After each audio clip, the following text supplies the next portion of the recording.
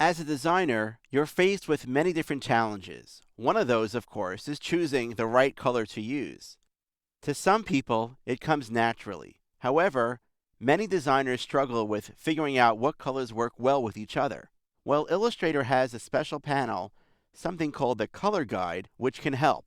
I'm going to open up the Color Guide right here. In fact, I'm going to drag it out onto the page so we can take a closer look at it. The whole idea of the Color Guide is that Illustrator can suggest colors to you that work with other colors. For example, each time that I click on a swatch inside of my swatches panel, the color guide will update, offering suggestions with other colors that might work with the color that I'm selecting. There are many ways to figure out how colors work with other colors. For example, sometimes you want colors to look very close in shade to each other, while other times you might want to create completely contrasting colors, or you may want vibrant or muted versions of the colors as well. Well, let's explore all the settings in the color guide because really it's all here. You'll notice that when I click on any icon in the swatches panel, that color becomes the base color inside of the color guide. I then have this little pop-up over here, something called harmony rules. Illustrator refers to something called a harmony as a way to define a relationship between colors. If I click on this arrow here, I can choose between a variety of different color harmonies that will determine how the color guide recommends colors. For example, if I choose monochromatic colors, then each time that I choose a color, it's going to offer variations of colors that are similar according to this harmony.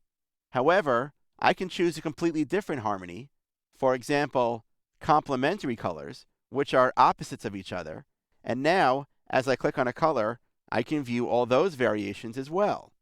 So my first step in using the color guide is really choosing what kind of harmony I want to use to determine suggested colors. So that we better understand exactly what the color guide is showing me, I'm going to choose this first option here called complementary colors. If we look at a color wheel, a complementary color would be defined as a color that appears on the exact opposite side of the color wheel. So for example, if I click on yellow, I see that this purple color is its complement. So that we can clearly understand what the color guide is doing, I'm going to come to the flyout menu of the color guide. I'm going to choose an option here called Color Guide Options. Notice over here it says Steps 4. I'm going to reduce that down to its minimum, which is 3. I'm now going to click OK. Let's take a look at exactly what the color guide is showing me.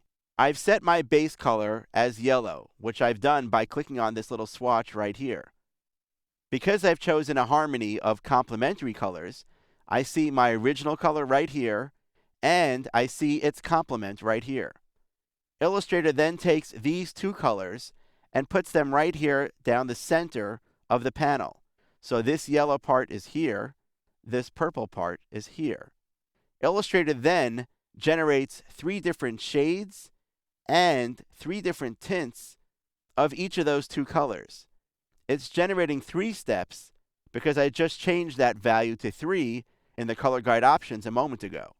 So for example, if I really would like to have more options or more shades or tints of colors, I can come back to that flyout menu where it says color guide options, change that to a much higher value. I can even go as high as 20, click OK, and now I see far more variations of my color. I can make my color guide panel much wider so that I can see those colors more clearly. If I want to use these colors, I can click on them to select them, and I'll hold down my Command key or Control key to select a few of them, and I can now click on this button right here to save these as a new color group. So the color guide is really a great way for me to start with some very basic colors, but to quickly generate many different variations of those colors and use them in my design.